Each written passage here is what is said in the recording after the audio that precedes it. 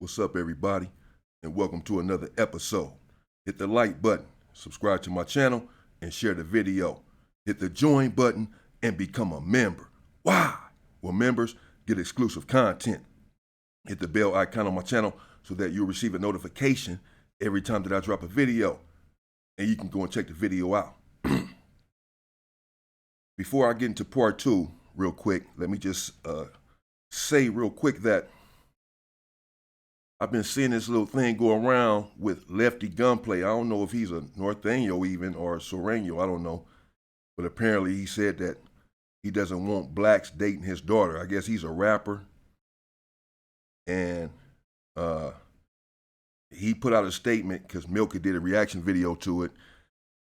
And then Milk did another video to Lefty Gunplay's statement about he had his closest friends are black that he raps with and this and that. I'm going to do my research before I speak on that. But if he indeed did say that, then I will respond to that. And that's just that. I was lying here minding my own business a few hours ago. Maybe not even a couple of hours ago.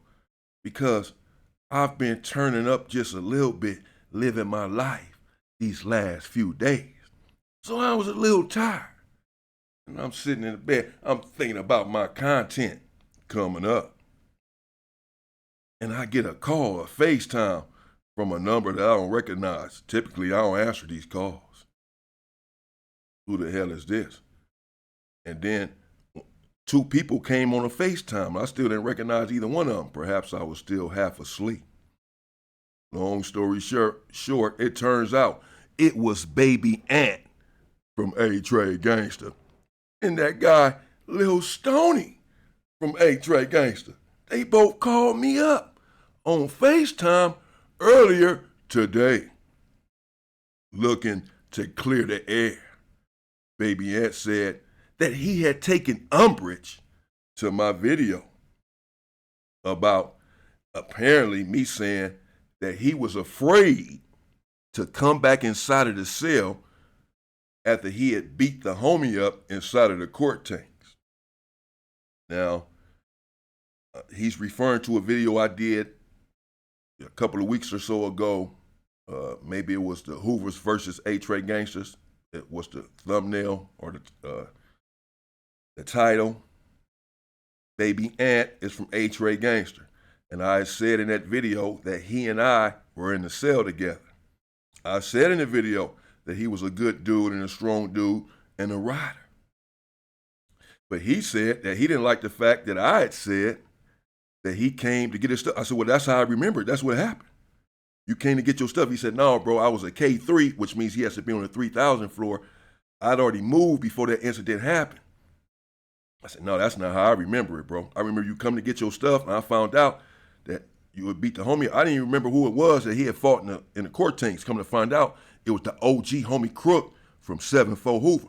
But he says that, and I don't recall this, or if I had recalled this at the time, that there in the court tanks, Crook had hit him up. Baby Ant told him that he was from A-Trade Gangster. Basically that he didn't want to be bothered. Because remember I told you that he had got 80 years or something. He had got sentenced on that day. So he was frustrated and didn't want to be bothered. Crook said okay or whatever. And then Ant explained to me earlier today that Crook then hit him in the head with a juice. You know, they give us little juices inside of the lunch. For whatever reason, Crook hit him in the head with a juice. So Ant took off on him. But the word that I got basically was just that he, that he smashed the homie. And then also Ant said that we was in Pomona Court, bro, so there were no neighborhoods there. He wanted to make that clarification, to say that I wasn't just taking off on a Hoover, and I could have took off on some other dudes. It was nobody else there. Plus, nobody else had hit him in the head with the juice but Crook. So that's why he took off on him. So Ant and I, that's the little bro. We were close enough. We were good enough to where he could have came back in the cell and told me this, that's what had transpired. and it wouldn't have been nothing between us. That Crook hit him in the head with juice. Okay, he took off on him. That's what I did as well. That we were allies.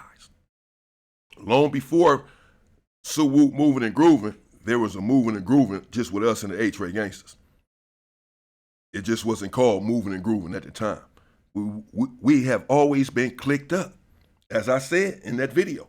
And sometimes brothers get into it. And so we were clicked up there in the county jail. And then Ant was in the cell with me, so we had a personal relationship. So I wasn't trying to imply that he ran from the situation or ran from me in the cell, like, oh, I just beat up the now I got to go in the cell and deal with Big China, man. Because him and I were cool. It probably wouldn't have even been up between us, particularly once he explained the situation. But since I didn't know exactly what had happened, and I just knew that he had took off on the homie, then we did what we did there in a little room, and it happened from there. Just some little bullshit. But we still allies, and Adam's still a little bro. Period. So he wanted to clear that up. He said that he had got comments and he got calls from his homies like, man, you didn't go back in the cell, what's up? And Lil Stoney said that that's what he had a problem with. Lil Stoney, if you guys recall, is the one that I told you.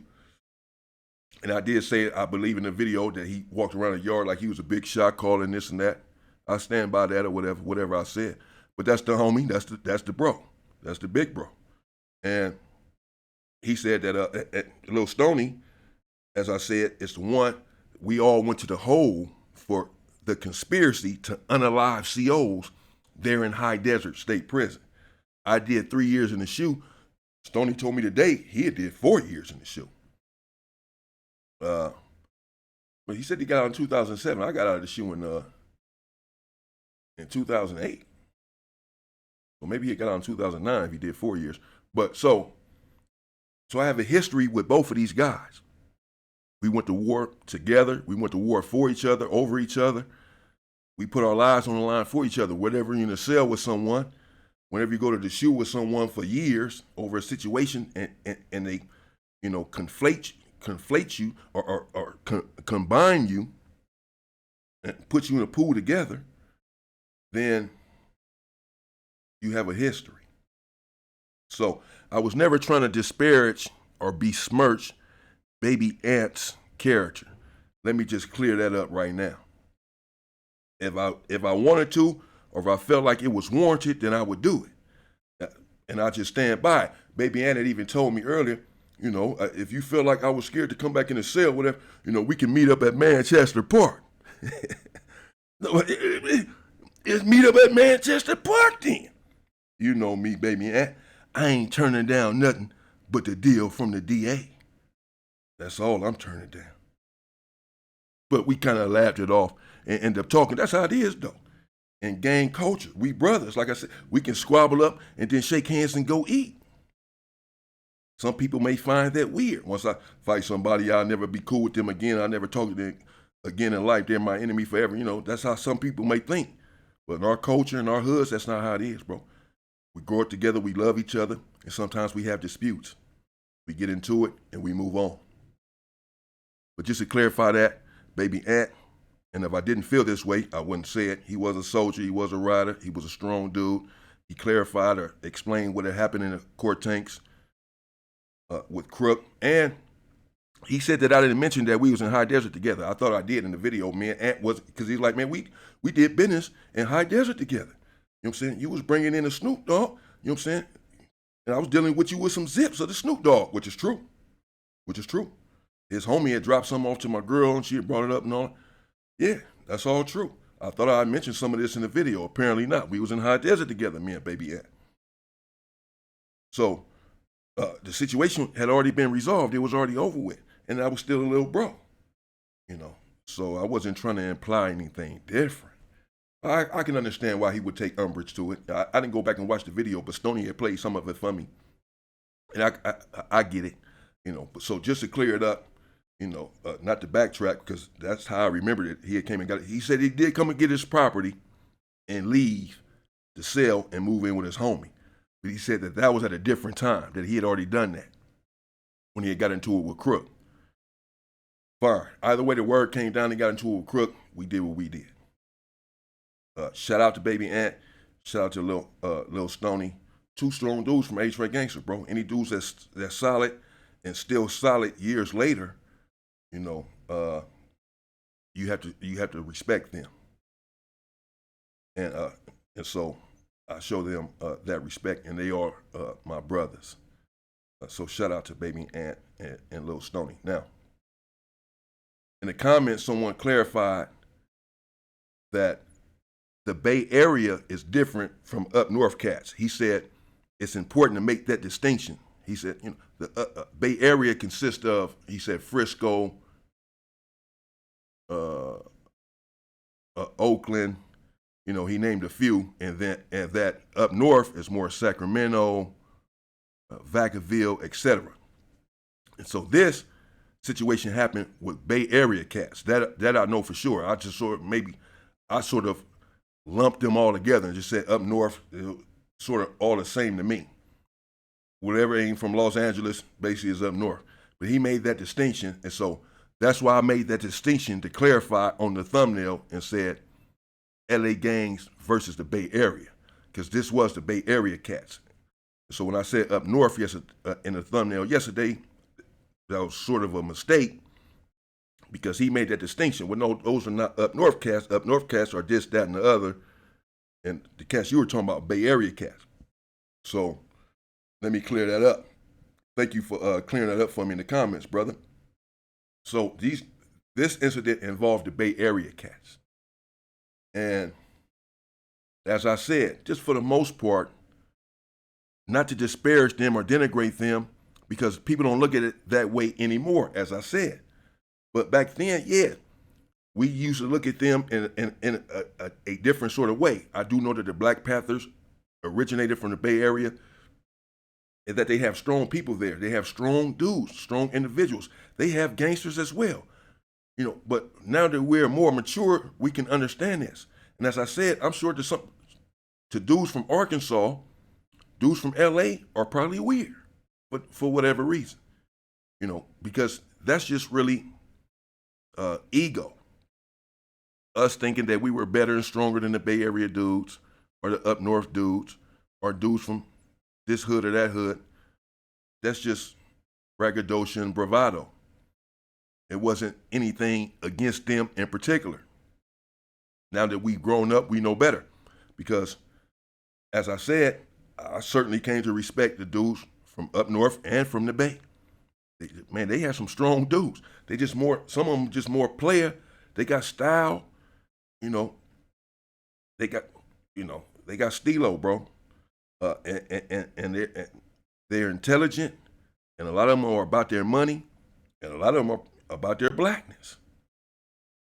So how can you not respect them? And we came to respect them at this time, these days. But back in those days, it's not like we just disrespected them or had no respect for them. It's just that we looked at them different. Some dudes from LA did, not all. And so when this incident has transpired, no one really thought that there was going to be a response. No one was really expecting it. The Crips that did what they did, and that was pretty much supposed to be the end of it, the dudes that went to the hole. But them dudes eventually got out of the hole. The dude who had kicked it off from Fortray Gangster, they did not send him back to the yard. But the dude that he took off on, they sent him back to the yard, to the same building, along with some of the other Crips that had took off on the dudes from the Bay Area and some of the dudes from the Bay Area that was involved in the melee. They brought them back. Pretty much everybody except the dude from Fortray Gangster had come back. And I don't hear anyone in the building or on the yard saying that they are anticipating any sort of response from the Bay Area. No one is thinking about this. Everyone thinks that it's over. Not necessarily because they're underestimating them or again think that they're weird or cowardly, but just that what happened. It was an incident. These things happen all the time, and most of the time, that's just it. But it may be coming into their minds somewhat, you know, that Now, these dudes, because of who they thought that they were, that they're not necessarily going to respond. But they didn't think that a response was warranted at the same time. Hell, the dudes from the Bay Area, they thought different. Apparently, they had been in a hole the entire time with sinister machinations. Oh, they were plotting a speedy response if they were to make it back to the same yard. They had determined that they were going to respond, that they were going to take on a feat in and of itself by taking off on the vaunted Crips. Yeah, well, that is a bit precarious, a bit dangerous to take off on a faction as big and dangerous as the Los Angeles Crips. But the Bay Area decided that they would not stand for what had happened. So they came back to the yard. And apparently they decided there in the hole that they was going to get off right there in the same day room once they all made it back to the same building where they were attacked. I'm sure that this was planned to send a message. And not long after they got out of the hole, maybe 2 days, and no one is thinking about them or anticipating a response. Everyone's guard is down. And they go back to the day room. Now, I'm sure some people have their antennas up, but for the most part, no one is anticipating a thorough, structured response. No. But that's what they got. Because dudes from the Bay, they came out of their cells. And we're talking minutes after coming out of their cells, they were really strategically placed upon the day room. The dudes from the Bay Area, they were structured. They had a dude over here, a couple of dudes over here. And they actually converged on a few Crips that was at the table playing cards or dominoes and began to attack them without mercy. The Crips got up and responded, and a melee pursued there in the day room, or it ensued there in the day room. And they were going at it for a minute. Still, the dudes from the Bay were outnumbered, and I'm sure that they knew this the whole time, going in, that they would still be outnumbered. And they still decided to launch an attack, which is commendable, because a few more Crips jumped in when they saw what was going on. But the dudes from the Bay Area, I cannot say lost that melee. I can't say they necessarily won it either, but they won a lot of respect because they was outnumbered again. But they didn't lose. They didn't get beat up. They held their own. They was in there squabbling hard. It was about 8-5. Something like that, 7-4. It wasn't big. Maybe 10 people total, 11 people. Crips maybe had 7. The Bay Area maybe had 4, something like that. It was just 4 or 5 of them that decided to get off, bro. They got together and said, man, we going to get off on the Crip. Just 4 or 5 dudes from the Bay. So they ended up getting a lot of people's respect, And as I said, we begin it with, over the years, look at them totally different. They're good dudes. They're strong dudes. Just like dudes from Portland and Arkansas and Chicago and Detroit, they just have different cultures than us from Los Angeles, California. The gang culture down there. But a lot of these dudes are still strong gangs, structured gangs, violent gangs all around the world. It's just that when it comes to the blacks, it's not something to, glorify or be proud of, because the gangs are geared towards other black gangs, and we're just unaliving each other. So though there are strong dudes and riders from every gang, we need to turn that riderism and that strength towards the people that deserve it and not towards one another. Then that'll be something to be proud of. But the dudes from the Bay Area, they did respond. And that's what happened there in part two. They got took off on over a deal going bad. If you want to say that the deal had went bad because maybe he didn't get the dude enough time to give him his money and he had been making his payments. But he got off on him. And then the Crips jumped in and, packed him out. A few dudes from the Bay was in there. They got involved. Went to the hole. But again, there in the hole, apparently, they had already come up and devised a plan. And they came back and they implemented that plan immediately. And they got off, which, garners much respect from everyone. The way that they responded. And that's just what happened, man. And those are the sort of things that happen in prison. There are different incidents, sometimes over minute stuff. Sometimes the stuff is not so trivial. And something happens over it, and then we get back to regular program, particularly if we're brothers. That's just the misery, though, of incarceration. Stay free, people. Now, again, I'm going to check into this situation with this dude who appears to be a racist, Lefty Gunplay. And if he said this stuff, I'm going to come at him. I don't know what makes them think that what makes you think that we want your daughter? They think that we just want their women, bro. We're good with black women. We love black women. They are beautiful. Hell, y'all want black women too. Yeah. Keep it real. People crazy. Stay free, people.